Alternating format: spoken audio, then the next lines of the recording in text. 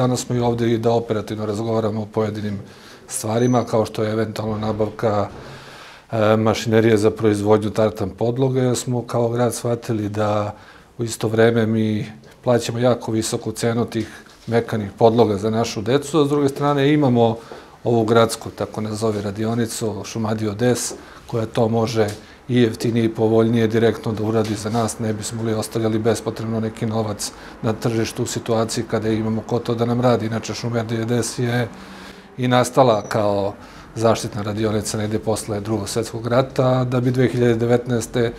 konačno preuzimanjem bez naknade od države udela i grad Kragujevac postao većinski vlasnik preduzeća, koje zapošljava inače 61 radnika, od toga 35 su lica sa invaliditetom i po tome je ovo preduzeće i karakteristično i značajno za grad Kragujevac.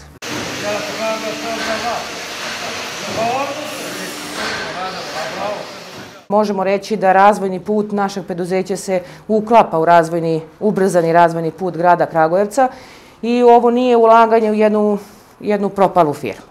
To moram da naglasim. Mi kao firma gradu sigurno trebamo, možemo mnogo toga da obavljamo. Kao što smo pokazali, intenzivno se radi na obnovi dečjih igrališta. Krenuli smo u obnovu sportskih terena, u parkovske mobilijare i mnogo toga još postoji što naše preduzeće za grad može da odradi. A također ovim potezom pokazujemo da brinemo o najugroženijoj grupi ljudi u našem društvu, to su osobe sa invaliditetom koje ovdje rade i zarađuju svoju platu.